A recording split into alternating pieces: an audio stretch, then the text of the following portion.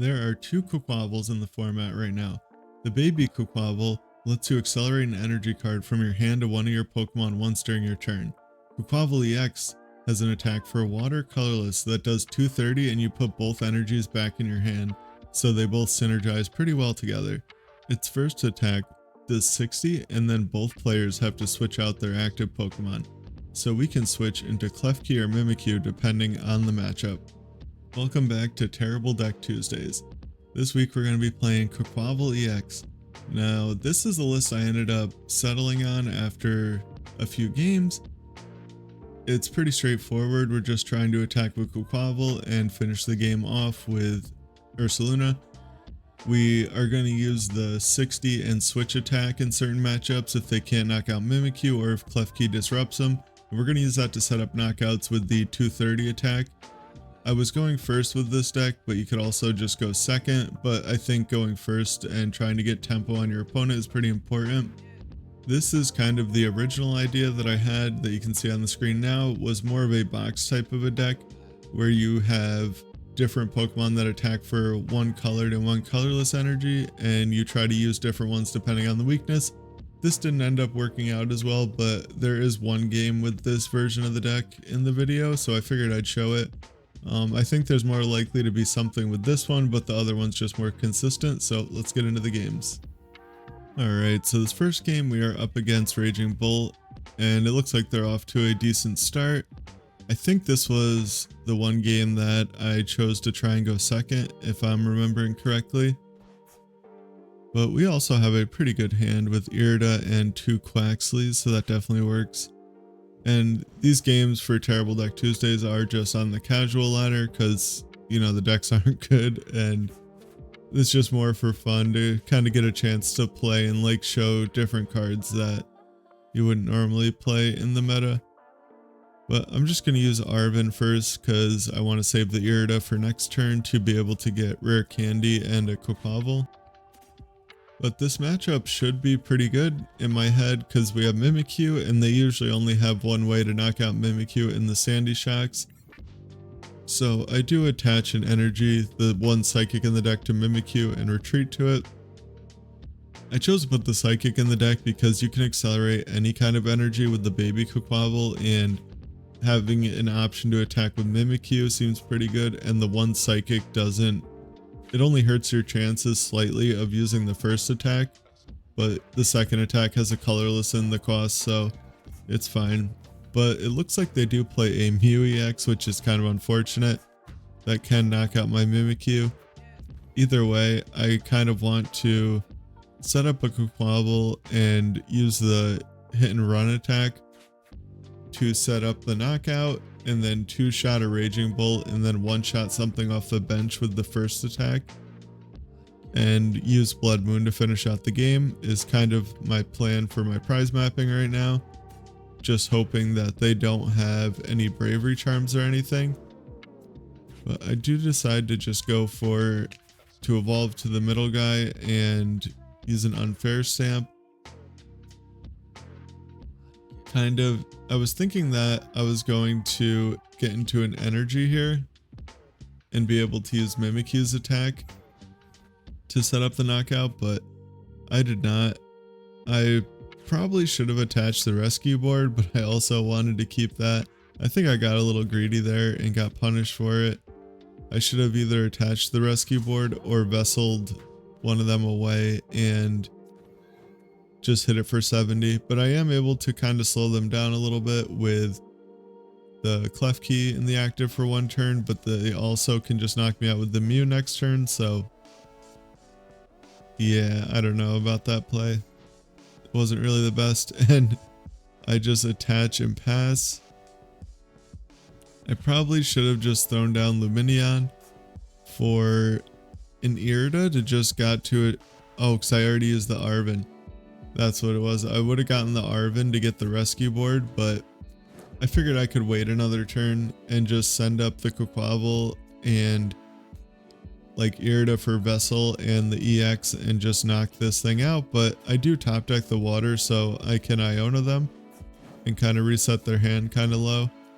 This isn't really the best setup. I probably should have gone a little more aggressive here but you know, hindsight is always way better. And I don't know why I'm like super worried about them having a Lost Vacuum, and I'm pretty hesitant to attach the Rescue Board. I probably should have just thrown it down at some point because they're more likely to play an Iono, I would think. I don't know. I have noticed some of them adding vacuums though to try and help a little bit in the Guardy matchup. But we are able to buy another turn here. They just use Burst Roar. So I'm going to get out a second big Quaquaval, and now I can do the hit and run attack and start setting up my game plan to hopefully buy another turn with the Mimikyu in the active and knock them out next turn with the 230 attack. And here I have, I don't know what happened here, but I forgot that the attack makes both of us switch. I didn't really forget, but I guess I just did forget. And I wanted to hit or bring that one up because I figured it was harder for them to attack with it, but they just get to bring up whatever they want anyway, so that was kind of dumb. Now I have the one that has a grass on it set up to be knocked out, but luckily I did draw into boss, so hopefully I can just retreat next turn and boss up the benched Raging Bull and knock it out with the 230 attack, and then just win the next turn with my Bloodmoon Ursaluna. They do get a ancient booster capsule on it, but that's fine because now both the bolts are just set up for my Bloodmoon, and I can just boss up one of the Ogre Ponds, just knock this one out if they leave it active, or knock out the one on the bench with the energy if they don't. So they might, if they can't knock this out, I'm guessing they're going to retreat to Greninja. They wouldn't want to leave me two prizes, and that is what ends up happening. So now I can just boss the Ogre Pond with the energy, knock it out, and all I need next turn is access to my Bloodmoon, and I should be able to win this game. So that's kind of cool. I benched the other Quaxly a little while back because I wanted to have the option of the baby Quaquaval if I needed it. So now my hand's pretty much perfect to win, as long as they don't find their one of Iono, and they do, of course. That's kind of unfortunate. I have a lot of supporters left in the deck at this point, and Nest Balls. I have a few Nest Balls and 3 Iridas and 2 Ionos, but I do just top deck a water energy, unfortunately. I guess I get kind of punished for not ever finding my Greninja to put down.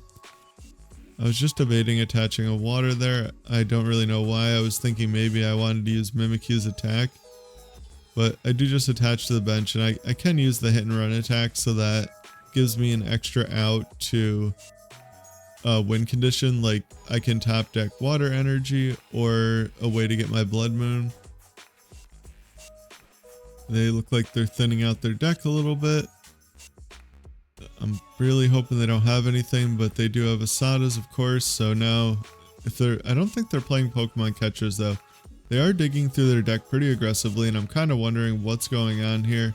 I'm a little confused, but they do, of course, play Canceling Clone and end up winning the game. I think against any other Raging Bolt deck, I end up winning that pretty handily.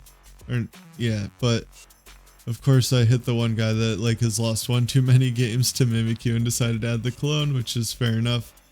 I didn't expect it. I should have kind of known when they were digging through their deck. There was like one turn when it seemed like they were looking for something, but they never found it. And I figured it was just like a way to get the Sandy Shocks or something like that. But yeah, we do end up losing that one, so on to the next game. Alright, so we got a Greninja in the active, and my worst nightmare with this deck has happened. We started Bloodmoon Ursaluna and prized the Switch cards, so definitely have the potential to basically lose the game on the spot. Spending 3 turns to attach and retreat doesn't really seem ideal, and this is one of the situations where after this game I was like thinking about putting a Kieran in the deck just to have an extra Switch card, but it's really just not the best practice to like have one bad thing happen in one game and then start adding cards to your deck. You gotta like think about it as more over the span of a bunch of games. But it does look like we're up against Gouging Fire, which should be a pretty good matchup. I mean, we have weakness, we can one-shot all their Gouging Fires, so that seems pretty alright. They're off to a decent start here. I imagine they have everything that they wanted, the one prizer in the active and a Sada, and they got the Squawk ability with a Bravery Charm, which, I mean, you can't really blame them for not knowing what Quaquaval EX does, but the Bravery Charm doesn't do anything. And they are just going to start hitting into my Bloodmoon, which there's really nothing I can do about that because my Switch is prized. Other than that though, I have a pretty fine hand except for the no energy. I mean, I've like Candy Quaquaval and an Ultra Ball to get my Lumineon to either get an Irida or an Iono. I probably have to go with Iono because I also don't want to research away that Unfair Stamp, and Irida just doesn't really get me enough. And Iono into just a really awkward hand, like a bunch of energy and nothing else at all. So I just attach and pass. Still have my guy stuck in the active. I'm really hoping that they'll just knock it out. I can promote my guy and knock out their Gouging Fire and hopefully get like an Ultra Ball or an Irida off of my prizes to to continue just like flowing through my deck. Now they do bench a Monkey Dory, and this is pretty scary because if they could just like retreat back and forth between these Gouging Fires and move all the damage, they could win the game. Or no, they couldn't win the game because I can just attach and retreat. I don't know what I was thinking there, thinking that like my guy is stuck in the active forever.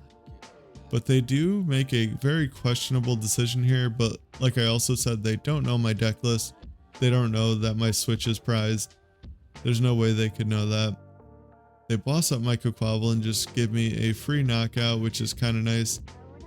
And I use the Irida here mostly just because I want to evolve to another EX. So I grab a Poffin just because I don't have anything better to get. I got Quaxly there. I could have got Mimikyu, but they do also have the Moltres on the bench. And I attached the Psychic to take the knockout. I shouldn't have done that either. There's really no point in giving them the extra information of what could be in my deck. Like now, I don't know if they would expect that Mimikyu is what the Psychic is for, but that's kind of the only logical conclusion that you could come to based on the attacks that the Quaquaval has and what would attack for like a Psychic and a colorless. It really, I guess it just depends how much this person knows about the card pool. But yeah, now I've given them extra information for no reason, and that's going to discourage them from attacking with their Moltres, which maybe that's a good thing overall because they might want to save that to be able to knock out any Mimikyu that I put in the active. And all I need for them is to attack with another Gouging Fire, and then if I can get a baby Quaquaval next turn, I can knock it out and just wait for my Bloodmoon turn to take my last two prizes. As long as they don't get like a Charmer, I can get my Vacuum.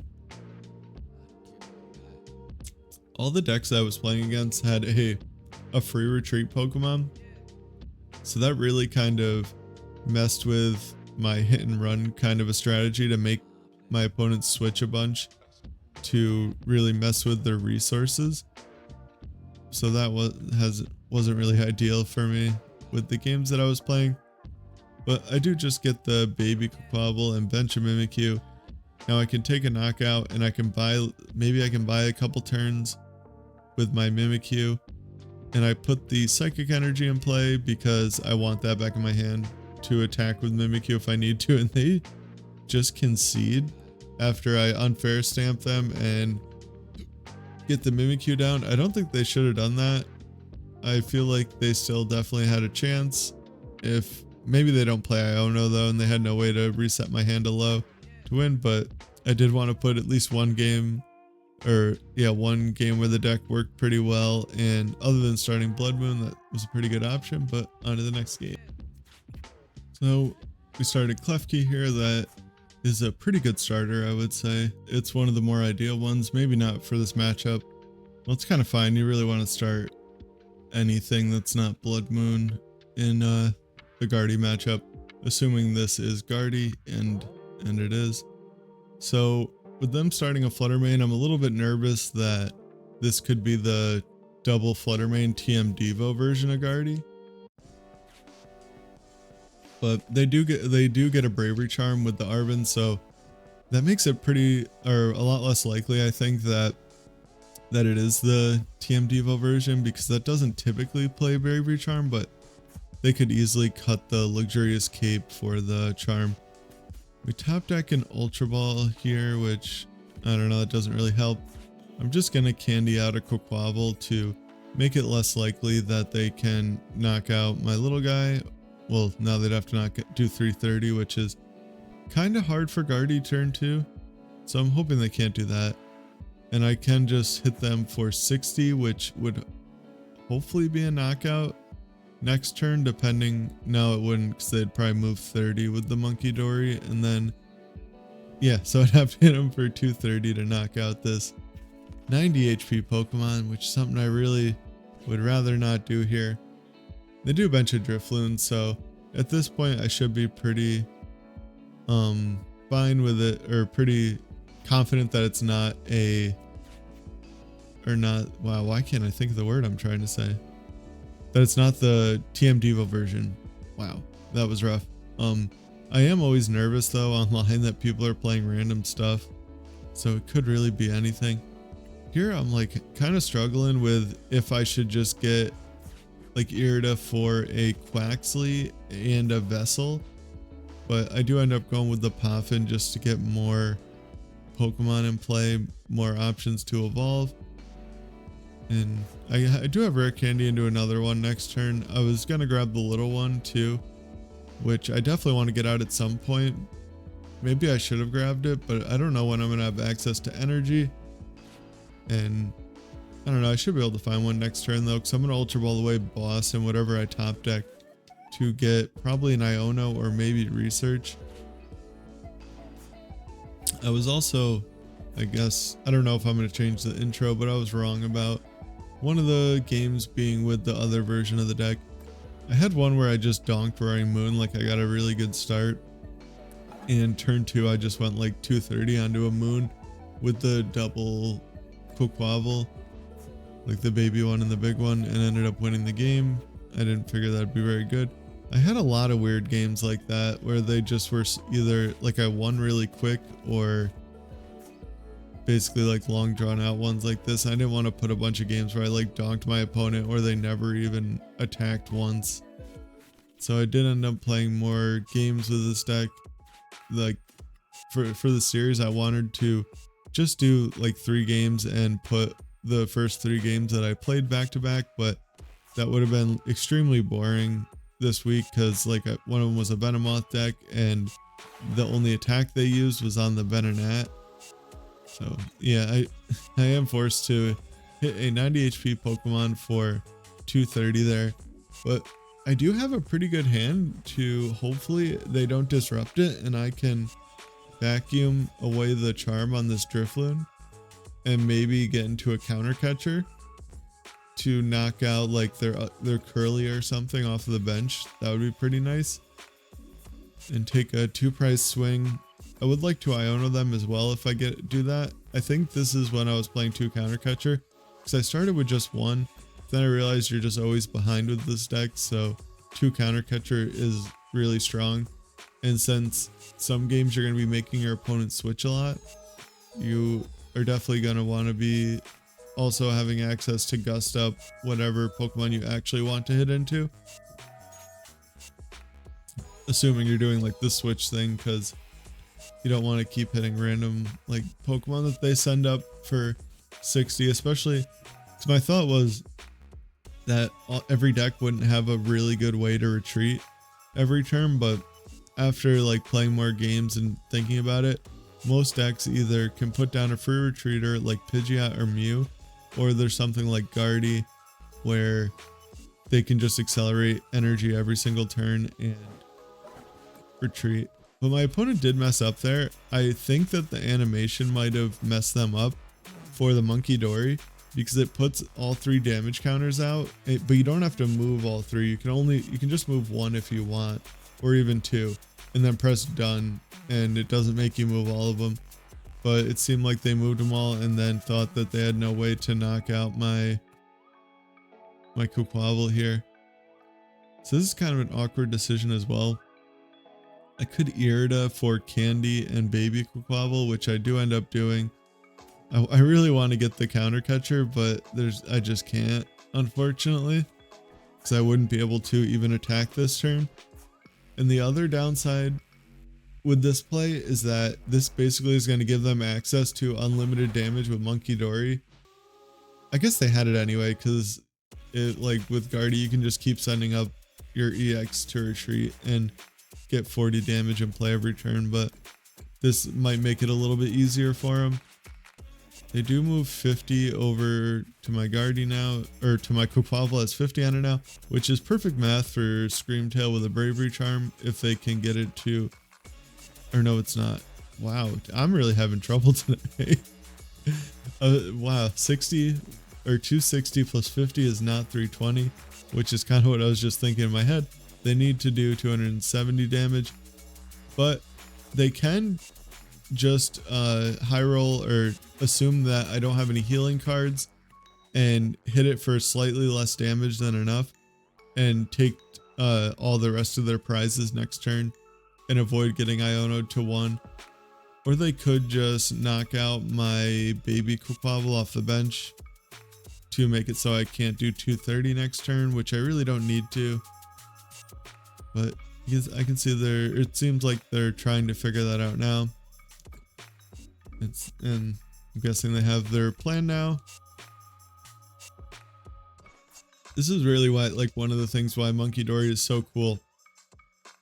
This would get super punished by a heal card, which if Cheryl was still in format, this deck would probably be way better, because you move the energy back to your hand and then you could Cheryl all the damage off, but it's not. And they're just gonna say that I don't have a heal card, and they can take all their prizes next turn with like Munkidori 30 over, and then like counter catch or boss up one of the bench Pokemon, or just get their Screamtail back and knock out something off the bench. Unless they are out. Well, no, Mimikyu. Forget, Screamtail can hit Mimikyu, even though it does do a lot of damage, but it is still a 1 prize Pokemon. So they are going to set up that play. It looks like this is pretty perfect math for them. And now I can't even Iono them to 1, which I would really love to do.